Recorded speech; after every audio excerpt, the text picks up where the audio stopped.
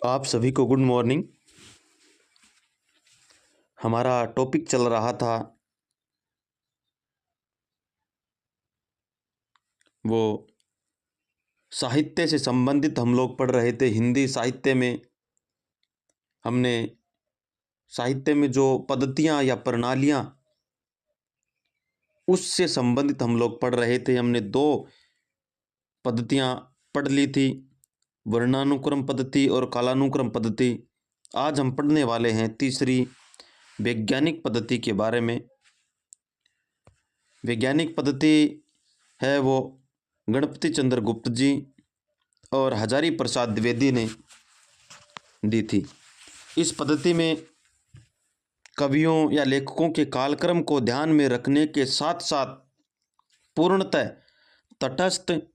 तटस्थ और निष्पक्ष होकर तथ्यों का विश्लेषण किया जाता है।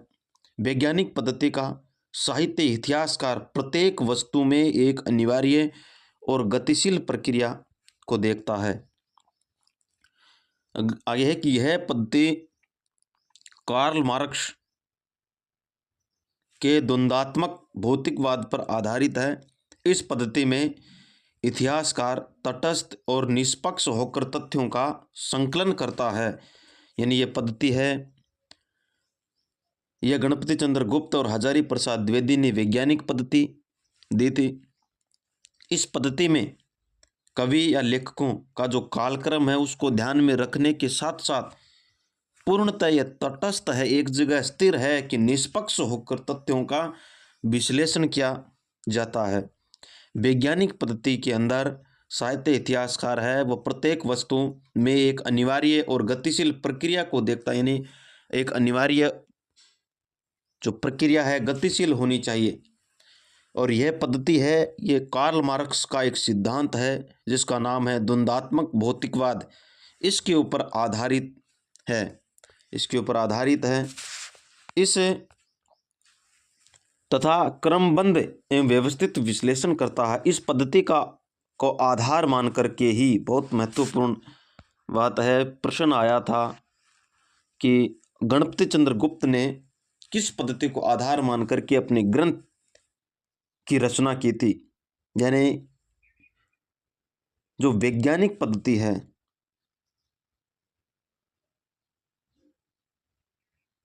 उसको आधार मान करके गणपति चंद्र गुप्त ने हिंदी साहित्य का इतिहास लिखा था। गणपति चंद्र गुप्त जी ने इस पद्धति को आधार मान करके ही अपने इतिहास यानी हिंदी साहित्य का इतिहास जो इनका प्रसिद्ध ग्रंथ है ये लिखा था। इस ग्रंथ में अनेक ऐसी महत्वपूर्ण काव्य धाराओं और रचनाओं को स्थान दिया है जिनकी साहित्य इतिहासकारों के द्वारा उपेक्षा होती रही है। गणपति चंद्र गुप्त जी के अलावा हजारी प्रसाद द्विवेदी भी इसके समर्थक रहे हैं। यानी जो वैज्ञानिक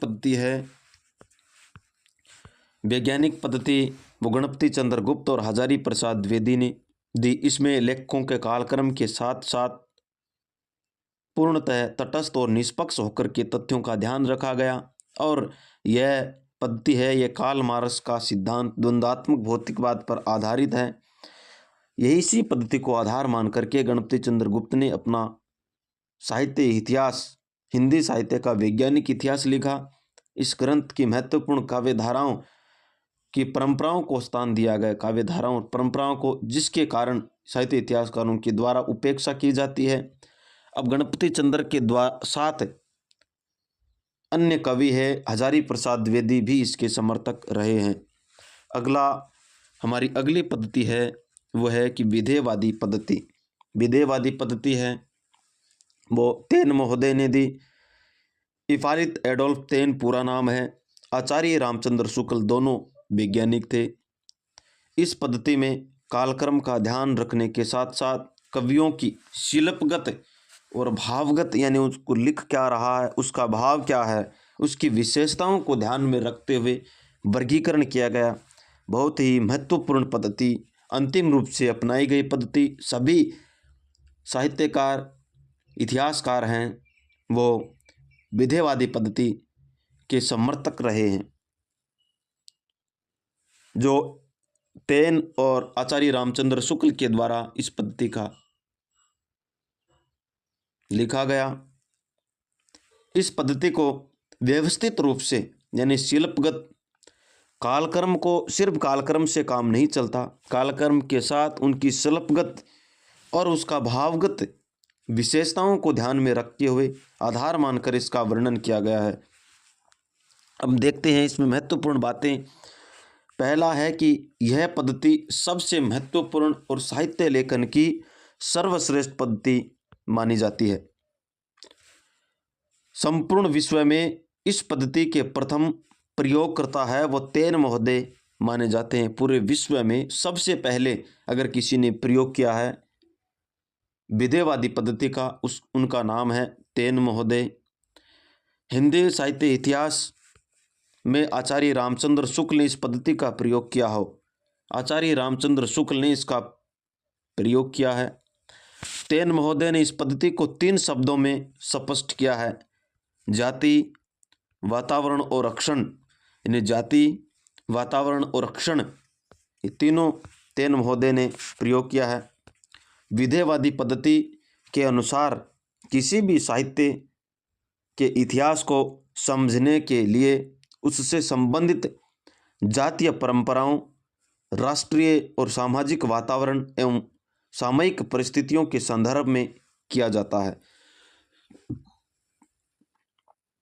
इस पद्धति में साहित्य इतिहास का विश्लेषण युगीन परिस्थितियों के संदर्भ में किया जाता है।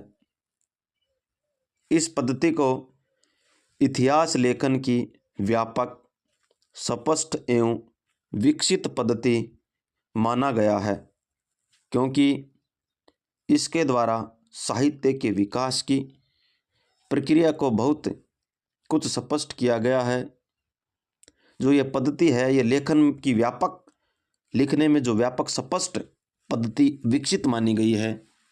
हिंदी में इस पद्धति का सर्वप्रथम प्रयोग है किसने किया था? हिंदी में सबसे पहले यानी इस विधेयवादी पद्धति है, इसका प्रयोग तो तेन महोदय ने पूरे विश्व में किया, लेकिन हिंदी में अगर कोई कवि है, लेखक है, साहित्यकार है तो उनका नाम है आचार्य रामचंद्र शुक्ल जी ने सर्वप्रथम प्रयोग किया था। सीधा प्रश्न बनता है कि हिंदी में विधेयवादी पद्धति का सर्वप्रथम प्रयोग किसने किया? आचार्य रामचंद्र शुक्ल ने किया। आगे महत्वपूर्ण बात यह है कि आचार्य शुक्ल जी के बाद इस पद्धति को आगे किसने बढ़ाया? वह है राम स्वरूप चतुर्वेदी और डॉक्टर बच्चन जी ने इस पद्धति को है वो आचार्य रामचंद्र शुक्ल के बाद राम स्वरूप चतुर्वेदी डॉक्टर बच्चन जी ने आगे बढ़ाया। अब राम स्वरूप चतुर्वेदी ने क्या परिभाषा दी है? उनके अनुसार है कि कवि का काम यदि दुनिया में ईश्वर के कामों को न्यायोचित ठहराना है तो साहित्य का काम है कि कवि के कामों को साहित्य इतिहास की विकास प्रक्रिया में न्यायोचित दिखा सकना।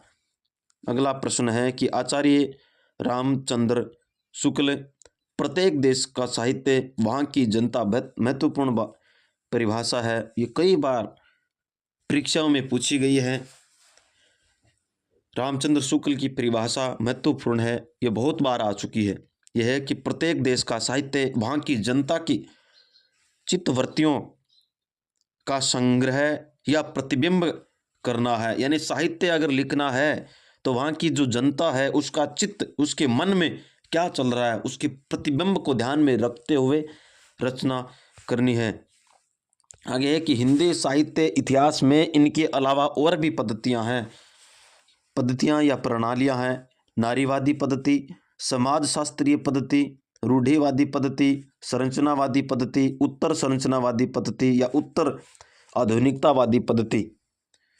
उन्हें 4 पद्धतियाँ महत्वपूर्ण हैं। उनके अलावा ये पद्धतियाँ भी हैं जो गौण रूप से प्रयोग में होती है, लेकिन 4 हैं वो बहुत ही महत्वपूर्ण पद्धतियाँ हैं। उनके अलावा यह है कि नारीवादी पद्धति है, समाजशास्त्रीय पद्धति है, रूढ़िवादी पद्धति, संरचनावादी पद्धति, उत्तर संरचनावादी पद्धति, उत्तर आधुनिकतावादी पद्धति। तो आज हम हमारी जो पद्धतियाँ थी, चारों प्रणालियाँ, हिंदी साहित्य में प्रयोग की जाने वाली चारों पद्धतियों के बारे में हमने विस्तार पूर्वक से चर्चा कर ली है। और इस पद्धतियों में से एक भी प्रश्न है वो बाहर नहीं जाएगा। पद्धतियाँ, पहली पद्धति हमने पढ़ी वर्णानुक्रम पद्धति, गारसा दत्तासी और शिवसिंह सेंगर ने इस पद्धति को दिया था। उसके बाद हमने पढ़ा कालानुक्रम पद्धति, जॉर्ज अब्राहम गियर्सन, मिश्र बंधुओं। उसके बाद वैज्ञानिक पद्धति हमने पढ़ी हजारी प्रसाद द्विवेदी और गणपति चंद्र गुप्त जी ने। उसके बाद चौथी हमने विधेयवादी पद्धति है वो आचार्य रामचंद्र शुक्ल और तेन महोदय ने दिए।